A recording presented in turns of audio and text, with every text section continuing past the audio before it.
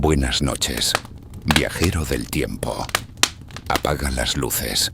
Deja que el silencio te envuelva y prepárate para un relato que no es simple cuento, sino un eco oscuro de la historia real. Hoy te llevaré a una época donde el poder y la sangre se entrelazaban, donde la traición podía costarte no solo la vida, sino tu propia dignidad en los últimos instantes. Antes de comenzar, recuerda suscribirte y dejar tu like, porque en este canal las noches se llenan de historias que no escucharás en ninguna otra parte. Nuestro viaje nos lleva a la Inglaterra del siglo XVI, a los pasillos húmedos y sombríos de la Torre de Londres. Allí, el aire mismo parecía impregnado de secretos y susurros de quienes nunca salieron con vida. Entre esas almas olvidadas se encontraba Margaret Plantagenet, condesa de Salisbury, una mujer que no solo heredaba una de las líneas de sangre más antiguas e influyentes del reino, sino también un destino marcado por el miedo y la ambición ajena. Margaret Plantagenet nació con un apellido que pesaba como una corona. Hija de Jorge, duque de Clarence, y sobrina de dos reyes de Inglaterra, Eduardo IV y Ricardo III. Desde pequeña, su vida estuvo marcada por el lujo de la corte, pero también por las traiciones y muertes propias de la Guerra de las Dos Rosas. Tras la caída de la Casa de York y la llegada de los Tudor al trono con Enrique VII, Margaret no fue ejecutada como muchos parientes suyos, pero sí quedó bajo una vigilancia discreta. Sabían que su linaje la convertía en una potencial figura para los que quisieran desafiar al nuevo rey. Cuando alcanzó la edad para casarse, su destino fue decidido por conveniencia política. En 1487 se unió en matrimonio con Sir Richard Pole, un caballero leal a Enrique VII y primo de su madre, Margarita Beaufort. No era un enlace romántico, sino un movimiento calculado para mantenerla cerca del poder, pero sin dejarla demasiado libre. Margaret y Richard Pole tuvieron 5 hijos. Henry Pole, barón Montagu, que más tarde sería acusado de traición. Reginald Pole, quien se convertiría en cardenal y uno de los más firmes opositores a las políticas religiosas de Enrique Boyce. Geoffrey Pole, que también estaría implicado en intrigas contra el rey. Arthur Pole y Ursula Pole, esta última casada con el conde de Derby. Tras la muerte de su esposo en 1505, Margaret quedó viuda y con varios hijos que mantener.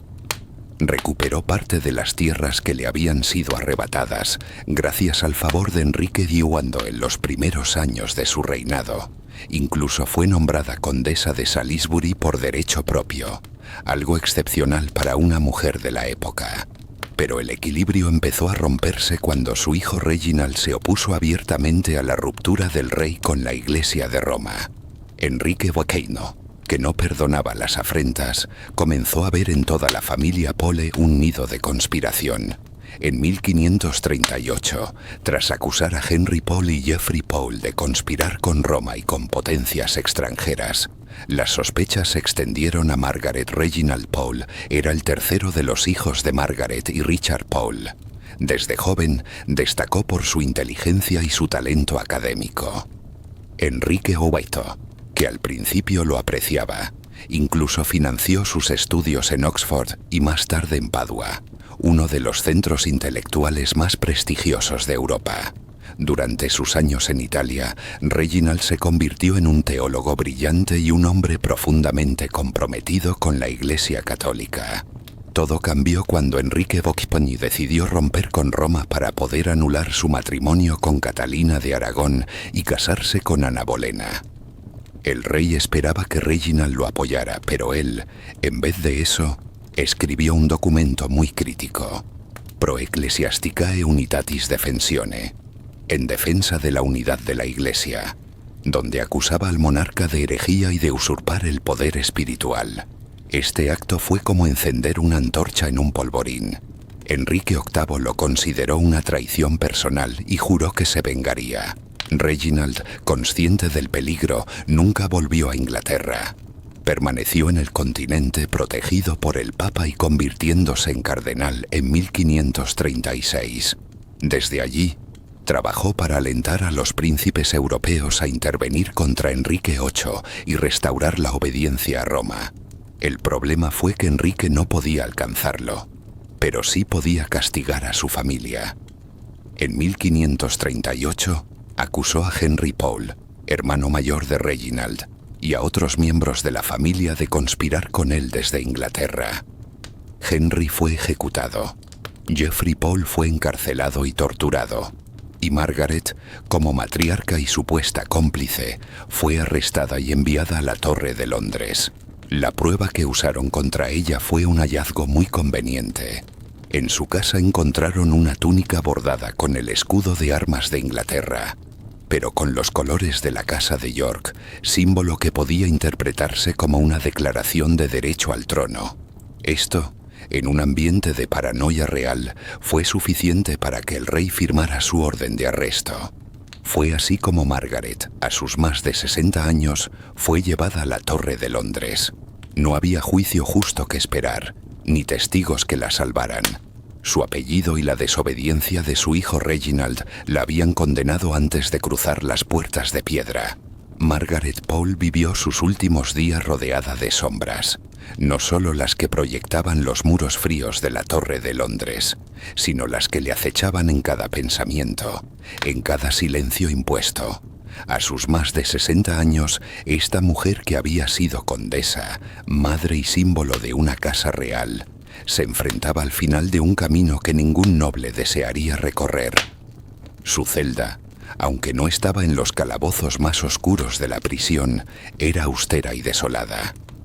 Apenas una pequeña ventana con barrotes permitía que un rayo débil de luz atravesara el aire pesado y el polvo acumulado.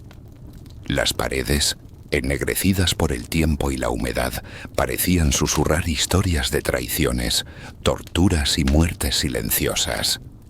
Cada día comenzaba con el frío que calaba hasta los huesos.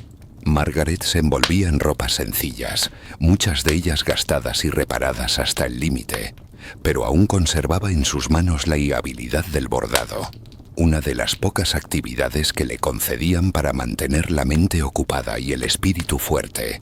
Sus dedos, a pesar de los años, trazaban con delicadeza hilos de colores que parecían desafiar la tristeza del lugar. A lo largo de esas semanas, la condesa se aferraba a la fe que la había sostenido toda su vida. Repetía sus oraciones con devoción, murmurando salmos y peticiones por sus hijos, especialmente por Reginald, cuyo destino estaba ligado al suyo en un juego mortal de poder y lealtades divididas. El rosario, único objeto que pudo conservar, era su compañía más cercana en las largas horas de soledad. La noticia de la sentencia llegó como un golpe seco. Sin juicio público ni oportunidad para defenderse, la orden de ejecución firmada por el mismísimo Enrique Boxtindo le fue comunicada con frialdad. No hubo espacio para la esperanza ni para la negociación. La rapidez del proceso reflejaba la impaciencia y la crueldad de un rey que no toleraba amenazas a su autoridad, aunque fueran de sangre noble. La mañana del 27 de mayo de 1541, un pequeño grupo de guardias acudió a buscarla para llevarla a la Torre Verde, la cámara de ejecuciones en la fortaleza. La atmósfera era de un silencio pesado, interrumpido solo por los pasos resonantes en los pasillos de piedra y el crujido de las puertas al abrirse. Margaret caminó con la dignidad que la había caracterizado toda su vida. Su porte erguido desmentía la situación. No era una criminal, ni una traidora, sino una mujer atrapada en el implacable juego de la política y la religión. Al llegar al lugar, pidió unos momentos para orar en voz alta, con voz firme y clara, para que todos los presentes escucharan sus últimas palabras. No soy culpable de traición, ni de delito alguno contra mi rey. Que Dios sea mi juez y mis actos mi defensa. La ejecución no fue sencilla. El verdugo, joven e inexperto, tardó varios golpes en cumplir con su deber, prolongando el sufrimiento de la condesa. A pesar del dolor, Margaret mantuvo la calma hasta el último instante, ganándose el respeto silencioso incluso de aquellos que habían venido a darle muerte. Su muerte fue el triste cierre de una vida marcada por la nobleza, la tragedia y la firmeza en sus convicciones. Para muchos, Margaret Pole pasó a ser una mártir de la fe católica y un símbolo de resistencia frente a la tiranía. Tras la ejecución de Margaret en 1541, la familia Pole quedó casi destruida, pero no completamente olvidada.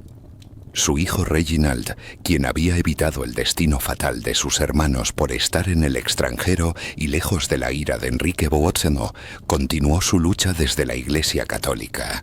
Reginald se convirtió en una figura clave durante el reinado de María I Tudor, la llamada Reina María la Católica. En 1556, gracias a la influencia y apoyo de esta reina, fue nombrado arzobispo de Canterbury, el cargo religioso más alto de Inglaterra, una posición que él mismo había anhelado desde sus años de juventud. Su regreso al poder representó un momento de restauración para la fe católica en Inglaterra, aunque breve y conflictivo, pues la sucesión de Isabel I y su política protestante marcaron un nuevo capítulo de persecuciones y divisiones religiosas. A diferencia de sus hermanos, Úrsula fue una figura delicada y reservada, pero su destino estuvo marcado por las alianzas matrimoniales que ayudaron a consolidar el poder y la influencia de su familia en un momento muy complicado. Se casó con Henry Stafford, cuarto duque de Buckingham, uno de los nobles más poderosos y cercanos a la corona Tudor. Este matrimonio, aunque por conveniencia política, fue fundamental para mantener el linaje de los Plantagenet vivo dentro de la nobleza inglesa.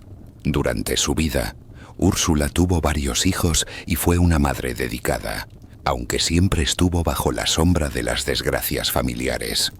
Su esposo, Henry Stafford, fue ejecutado en 1483 tras una rebelión contra Ricardo III, y más tarde otro pariente Stafford también fue decapitado en 1521 por conspirar contra Enrique VI. A pesar de estas tragedias, Úrsula logró mantener su posición y vivió una vida relativamente tranquila para la época, retirándose a sus propiedades en el condado de Staffordshire, donde murió en 1570. Su vida fue un reflejo de la resiliencia y la capacidad de adaptación en una época en que la política y la nobleza podían significar tanto poder como peligro. Mientras tanto, la memoria de Margaret Plantagenet perduró como símbolo de resistencia contra la opresión política y religiosa. Fue considerada una mártir por muchos católicos, y su historia sirvió para ilustrar la crueldad del reinado de Enrique VI, recordando las vidas sacrificadas en nombre del poder absoluto. La reforma inglesa no fue solo una cuestión de teología o espiritualidad, sino una revolución política que cambió el destino de una nación entera. Cuando Enrique VIII decidió romper con la Iglesia Católica y declararse cabeza suprema de la Iglesia de Inglaterra, desencadenó una serie de acontecimientos que sacudieron los cimientos del poder tradicional.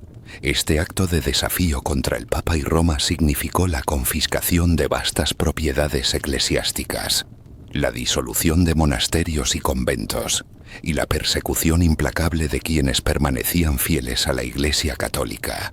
Familias nobles como los Pole, que mantenían su lealtad a Roma, vieron cómo sus privilegios, tierras y hasta sus vidas estaban en juego. La tensión religiosa dividió al país. Protestantes y católicos se enfrentaron no solo en el campo de batalla, sino en sus hogares, iglesias y conciencias.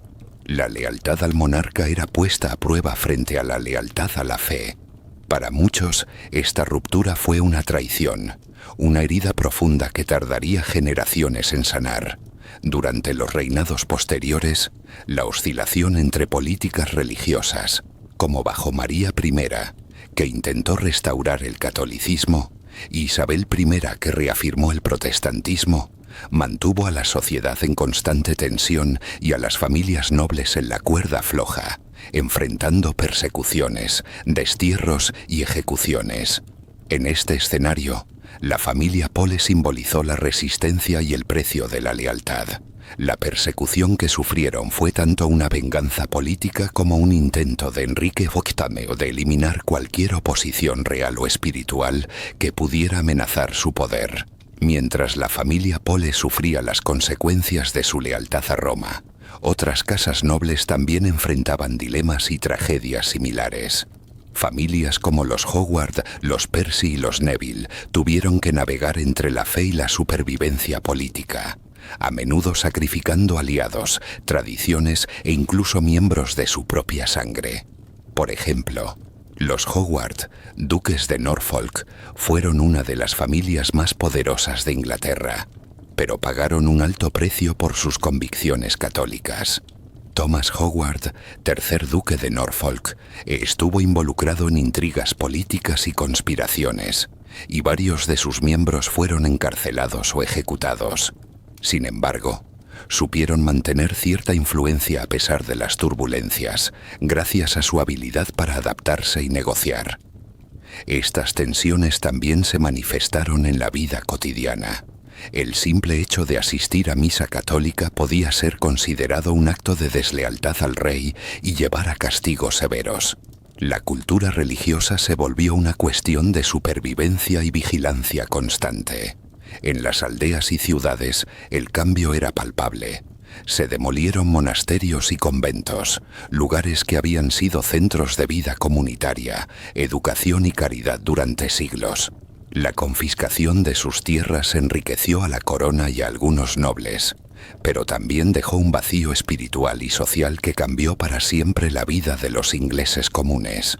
Las disputas religiosas también influyeron en la literatura, el arte y la educación. Surgieron nuevas corrientes protestantes que promovían la lectura directa de la Biblia, mientras que la censura y la persecución silenciaban voces católicas. La imprenta jugó un papel fundamental en la difusión de ideas, creando una batalla cultural que iba más allá de las armas. Este periodo de constantes cambios y conflictos creó una Inglaterra dividida, pero también sentó las bases para una nación moderna, donde la libertad religiosa y la identidad nacional comenzarían a tomar forma, aunque no sin años de lucha y sacrificios. Para la gente común, la Reforma inglesa no fue solo un cambio en las iglesias o en los libros de historia, sino una experiencia diaria que alteró sus creencias, costumbres y hasta la manera en que vivían y se relacionaban con su comunidad. Antes de la ruptura con Roma, la vida religiosa giraba en torno a los monasterios, iglesias y festividades católicas que marcaban el calendario anual. Estas celebraciones, como la Navidad, la Semana Santa o el Día de Todos los Santos, eran momentos de unión social, fe compartida y descanso para el campesinado y los artesanos. Pero con la disolución de los monasterios y la prohibición de ciertos rituales católicos, muchas tradiciones fueron abolidas o modificadas. Los monasterios, que además de ser lugares de oración, ofrecían ayuda a los pobres, educación y atención médica, desaparecieron, dejando un vacío social difícil de llenar. Además, la lectura de la Biblia en inglés y la promoción de la enseñanza protestante transformaron la relación de las personas con su fe. Ahora se esperaba que cada individuo entendiera y practicara su religión personalmente, sin intermediarios como sacerdotes o monjes, un cambio que trajo tanto liberación como confusión y miedo. Las nuevas leyes religiosas imponían castigos severos para quienes practicaran el catolicismo en secreto, lo que llevó a la aparición de comunidades clandestinas y a un clima de sospecha y vigilancia entre vecinos. Este periodo también fomentó la aparición de nuevas formas de expresión cultural y artística que reflejaban las tensiones y esperanzas de la época. Canciones, cuentos y obras teatrales comenzaron a abordar temas religiosos y sociales desde perspectivas diferentes, a menudo criticando la corrupción o exaltando la reforma. Sin embargo, la resistencia popular no desapareció. En regiones rurales, muchas tradiciones católicas sobrevivieron en secreto, y las historias de mártires y perseguidos como Margaret Plantagenet se contaban en susurros, manteniendo viva la memoria de una fe y un tiempo que parecían perdidos. En los rincones más apartados del campo inglés, lejos de la mirada vigilante de la corte y sus leyes estrictas, las antiguas tradiciones religiosas resistían en la sombra. Las gentes del pueblo, conscientes del peligro, se reunían en secreto para celebrar ritos católicos prohibidos, como la misa oculta, donde un sacerdote disfrazado o un laico instruido guiaba la oración en sus hogares o en bosques apartados. Estas reuniones clandestinas no solo eran actos de fe, sino también momentos de unión y esperanza en tiempos difíciles. Contar historias sobre mártires como Margaret Plantagenet o santos venerados servía para fortalecer el espíritu y preservar la identidad religiosa frente a la opresión. Las leyendas populares y las fábulas adquirieron un nuevo significado en esta época. Historias que mezclaban elementos bíblicos con tradiciones locales ayudaban a enseñar valores de resistencia, sacrificio y justicia, proporcionando consuelo y enseñanzas morales a quienes vivían la incertidumbre. Por ejemplo, cuentos sobre el buen pastor que guía a su rebaño en medio de la tormenta, o la luz que brilla en la oscuridad, se convirtieron en símbolos de esperanza para comunidades perseguidas. Estas narraciones eran transmitidas de generación en generación, asegurando que aunque cambiara el poder político y religioso, la esencia de su fe y cultura perdurara. Al mismo tiempo, las nuevas prácticas protestantes, con su énfasis en la lectura personal de la Biblia y la simplicidad en el culto, comenzaban a calar en otras zonas, transformando lentamente la manera en que las personas entendían su relación con Dios y la comunidad. Este mosaico de tradiciones, resistencias y adaptaciones creó una sociedad inglesa profundamente dividida, pero también rica en historias, creencias y expresiones culturales que marcaron el desarrollo de la nación en los siglos venideros. Mientras las tradiciones populares seguían resistiendo en las sombras y las nuevas ideas protestantes comenzaban a arraigar, las familias nobles vivían una tensión constante. Algunos se adaptaban con cautela, buscando mantener sus tierras y su estatus, mientras que otros se aferraban a sus antiguas creencias, pagando un precio muy alto. En este juego de poder y fe, la familia Pole ejemplificaba el dilema de muchos. Su lealtad al catolicismo y a Roma les llevó a la caída, pero también a convertirse en símbolos de una resistencia digna y trágica. La influencia que ejercieron, tanto en vida como en memoria, reverberó en los salones de palacio y en las mentes de quienes lo recordaban.